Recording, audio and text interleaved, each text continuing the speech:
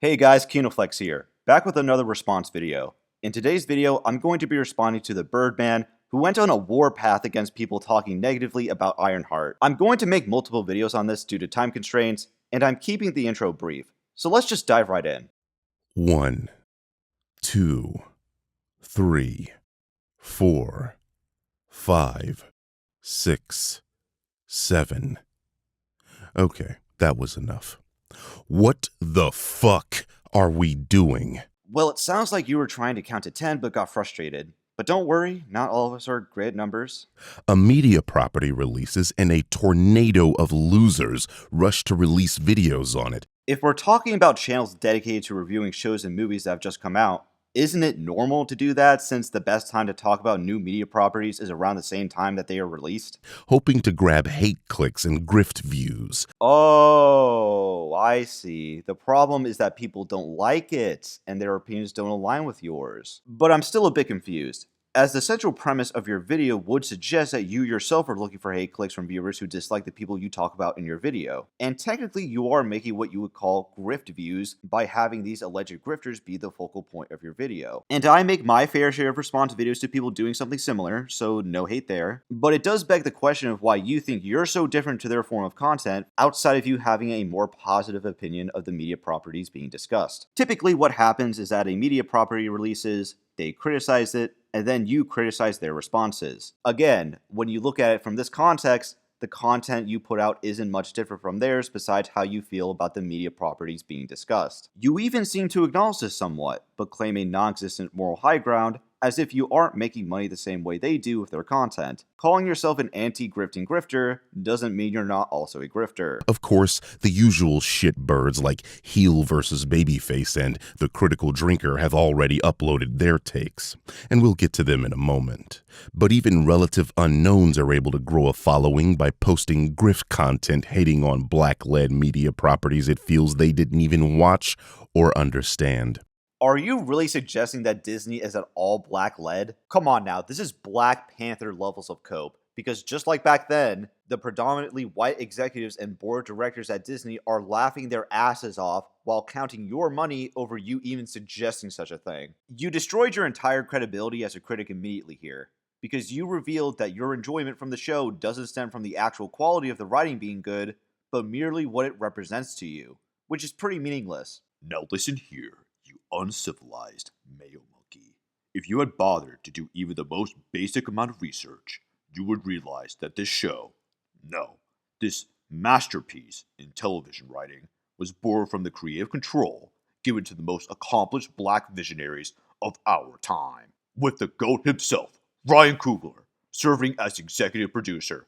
Wakanda forever! So you sit your white ass down, get the monkey shit out of your goddamn ears, and listen for once in your miserable life that Yakub blessed you with. Oh yeah, by the way, I got a new editor. His name's the Dodo Man, and I hired him on short notice. If he bears a resemblance to another YouTuber, I swear, it's just a coincidence. And let me know what you guys think about him in the comments. But getting back to the response. First of all, I don't have to acknowledge these writers as masters of their craft, purely because of the identity groups they happen to be a part of. None of them are Dwayne McDuffie. Second of all, I am not buying into the premise that the black writers hired for this had any significant creative control whatsoever. As we have continuously seen with other projects, writers, including the directors, are very limited as to what they can do with a given MCU story. The only thing they could affect would be the style of the film, but even they would have to get permission to do so from their white bosses. And we have seen this be the case numerous times with directors for MCU movies saying they only did it for the paycheck, with some of them choosing to prioritize projects they do actually have control over. The most famous example of this would be when Edgar Wright was originally supposed to direct Ant-Man,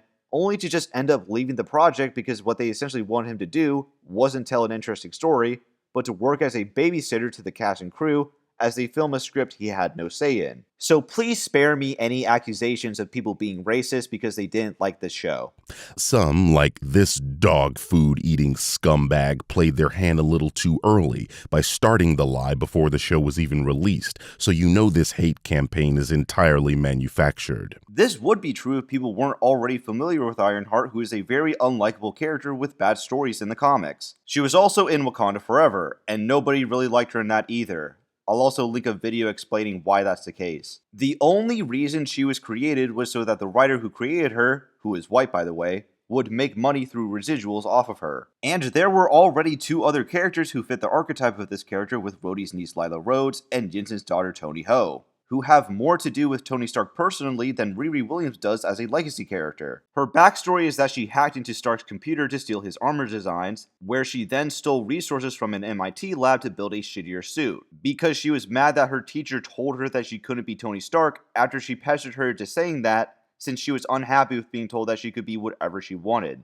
She had no connection to the hero she's copying, didn't earn anything, and never struggles or faces consequences for her actions. Her backstory sucks, her motivations suck, and any attempts at making her a character to root for sucks. If someone is going to make an adaptation of a character or storyline I dislike when they could easily make a better story with a character and storyline I actually enjoy, I'm going to be frustrated because you have all the tools you need at your disposal, but you're simply choosing not to prioritize telling that story. Most people would prefer seeing a War Machine show, a Blade show, or a Heroes for Hire show before seeing an Ironheart show, because nobody likes this character. I mean, this guy had less than 1,000 followers 2 days ago, and despite getting ratioed by the people watching, and by yours truly, he was still able to garner followers for hating something. Good on him for getting that back, I guess. He's allowed to dislike what he wants to dislike. And if people share his sentiments and choose to support him through his content, I don't really see an issue. That's what Shohei Kondo did. His channel was relatively quiet until he began shit-talking a video game that featured a black protagonist, and boom, 400,000 view video here, 300,000 view video there. Again, I'm not really seeing the issue here. He's allowed to voice his thoughts on something and dislike it even if it happens to have a black protagonist in it. And even though I did not buy and play Assassin's Creed Shadows, I'm familiar with the controversy surrounding it and know that the problems with it don't simply amount to black people bad.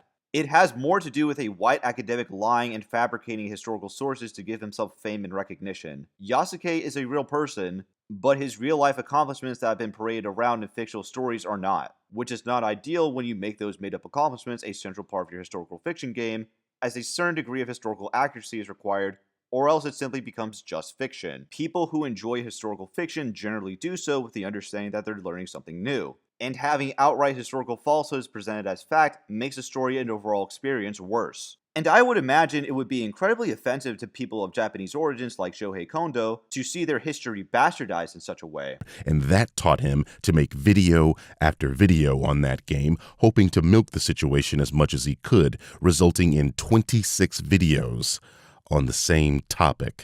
Holy shit. 26 videos on the same topic? What a complete fucking psycho. I take back everything I said. Take away this man's internet access, have him muzzled, and take him to the penis explosion chamber immediately. There's no way someone can justify making that many videos on something so many times.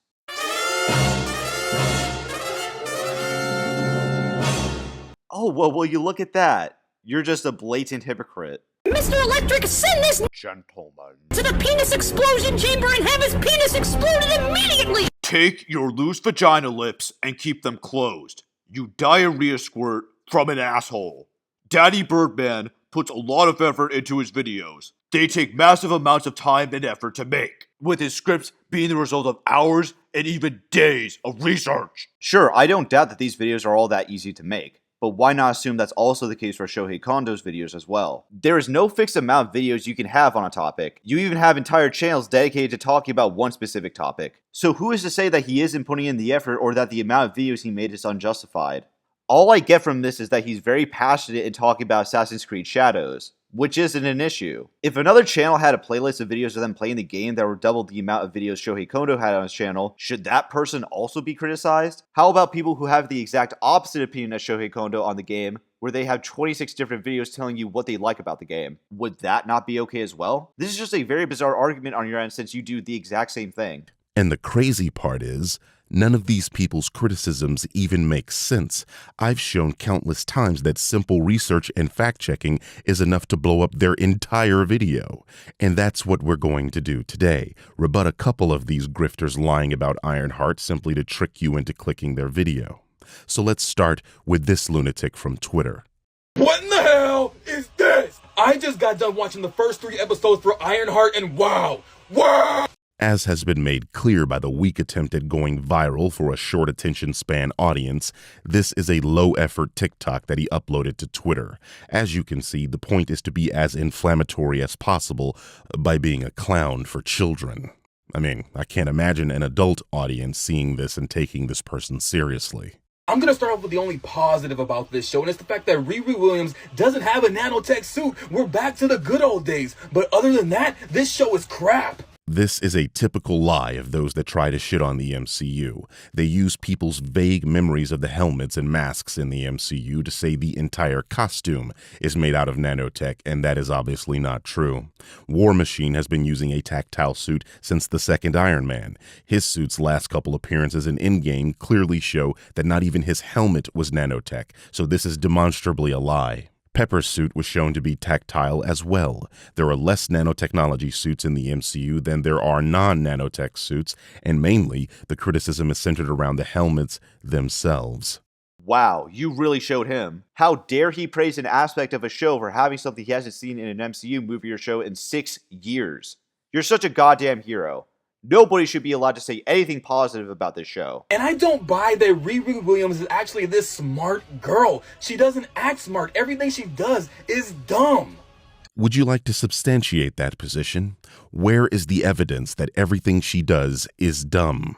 This is how you know this person is attempting to grift. They make blanket claims without supporting them with anything, and that's because the point isn't to actually review this property seriously, but to get people who are already inclined to dislike this property to click the video. I could very easily provide evidence that Riri shows clear intelligence through her actions, such as literally creating a suit out of scraps, and it not only works, but has a functional AI that is capable of autonomous movement. I actually agree with the guy you're bitching about. I don't buy that Riri Williams is smart either, because of the stupid decisions that she shouldn't be making throughout the show. Sure, we see her building amazing inventions that have tons of practical uses in day-to-day life, but you would think that a smart person who has created all of this stuff would patent all of it to become a billionaire who helps people all throughout the world. But instead, she chooses to join a criminal organization to steal mere thousands of dollars that she could just as easily earn on her own through legal means. Or better yet, just ask for from her royal friends in one of the most richest and advanced nations in the world. She also commits these crimes while wearing an easily identifiable suit of flying armor that everyone has seen her wearing, including her own colleagues at MIT, who know that she stole the suit from them. And we're still not done, because her first suit apparently required her to scam MIT for 4 years to be able to build it and to also make it functional while needing extremely rare and expensive components from a black arms dealer to repair. Yet somehow, she's able to build an entirely new and better suit in a few hours by only using parts from a car made in the 1970s. Now, I'm not an expert on cars, but I'm pretty sure they don't have the kind of shit you would need to make a functional Iron Man suit, especially after the show went out of its way to communicate how hard it is to obtain the materials to build one.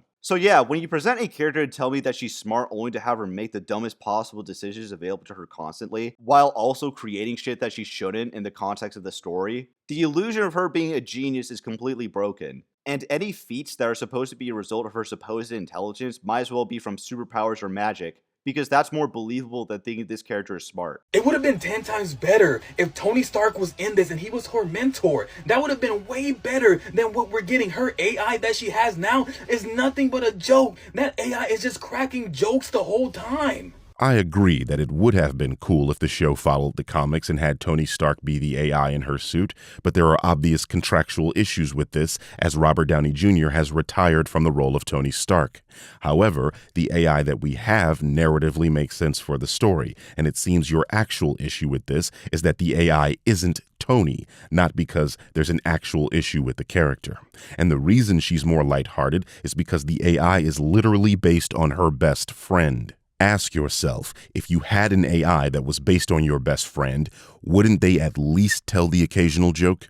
This is a non-criticism. If the AI was Tony Stark, he would literally be joking all the time too, because that is how Tony was characterized. Hey, Forrest.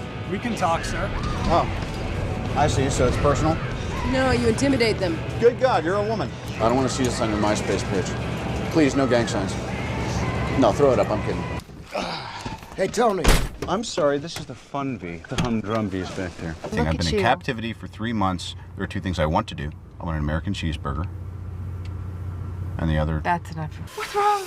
Nothing. I'm just going into cardiac arrest because you What? yanked I thought you out. said this was safe. You have a lot of nerve showing up here tonight. Can I at least get a reaction from you? Panic. I would say panic. He looked down the barrel of an alien invasion and called Ebony Maw Squidward. What do you even think you're saying here? Once again, you're confused. The issue isn't necessarily characters telling jokes, it's that the jokes from the AI aren't funny. Notice how you used numerous clips of Tony telling jokes that are actually funny, while not showing any jokes from the AI. There's a reason for that. Marvel, what are we doing? And blatant bigotry. No actual criticism of the character, just hate for the actor. This will be a trend moving forward. Yeah, Marvel, what are you doing? How do you go from a fat supervillain to a drag queen? How do you go from two supervillains called the Blood Brothers to the Blood Siblings with neither one being a man? How do you go from a character called Clown to a normal woman? What exactly was a person doing your casting smoking? Also, calling someone bigoted for not liking drag queens is such a massive reach. They're a form of entertainment, and not everyone is entertained by them. I myself don't enjoy watching drag shows because I'm not the target demographic, since I'm not gay. Do you even like watching drag shows, Birdbrain? Because I never see you talk about them on your channel. Checkmate, colonizer. You expose yourself as a complete fraud. Nobody can call themselves straight until they get their back blown out at a sleepover. Go get educated, you simpleton. But besides the actor being miscast, I don't really care about the character of Slug in the show, as they just remind me of Joe from Banshee. But again, people are allowed to have preferences. And I see now why they decided to release 3 episodes this week and 3 episodes next week, because nobody wants to sit week to week and wait for this. I mean, I agree, but for an entirely different reason. I don't want to wait week to week for any goddamn show, and I am honestly sick of this practice. But this idea that Marvel released this show in the manner that it did because they thought people wouldn't like the show is a common thread amongst grifters. It is also false. Once again, dipshit grifters act as if the SAG-AFTRA strikes didn't majorly affect the industry. The show's producer clearly states that the strikes affected their release schedule and that they didn't want their content competing with each other. This tracks, as Marvel will have released 3 films this year, and they were spaced out enough to allow each one to have its theatrical run and digital release before the next film released. If this 6-episode show did a week-to-week release, with June 24th being its first day, its 6th episode would have come out days after Fantastic Four's release, something I'm sure Disney wanted to avoid. This is why they released Daredevil's first 2 episodes in March, so its release schedule wouldn't interfere with the upcoming Thunderbolts film in May. But I guess they did that because they weren't confident in that show too, right? I mean, yeah, what the other guy said still applies. The executives at Marvel Studios weren't confident in how well these shows would perform if they were released in the traditional weekly format because of a lack of viewer interest from the get-go. You're acting as though it would be a given that people would actively avoid an MCU show once an MCU movie releases, which only proves his point further. People aren't going to complain over having more to watch if what's available is good. If they actually believed that people would remain interested in watching it, then they still would have released it as it was intended even if a film is coming out, because the quality of the show should speak for itself. But in this case, it doesn't. Marvel fatigue is not a real thing. There's simply a bad writing fatigue. The actress that's playing Ironheart, she's just not good, and she is unbelievable. And the fact that Ironheart actually killed a man at the end of this episode, Iron Man, Tony Stark, wouldn't approve of that. First of all, she didn't kill the guy. He was trying to kill her and she just left him to die. If you want to call leaving your would-be killer to suffocate killing him, I would suggest you're stretching the meaning of those words. You okay? Yeah. Okay, I'll get you out of here. Okay, I'll get you out of here. She's still actively choosing to leave a man to die, so I don't know what your point is here. But this idea that Tony fucking Stark wouldn't approve of killing a guy is hilarious. Literally in his first movie, he killed these guys.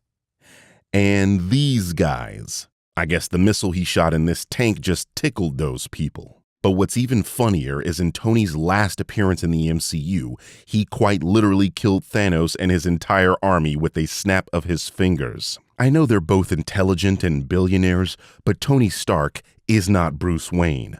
Iron Man kills. Hell, All of the big three kill, so even if he didn't approve of Ironheart's actions, he would be the wrong guy to deliver that message.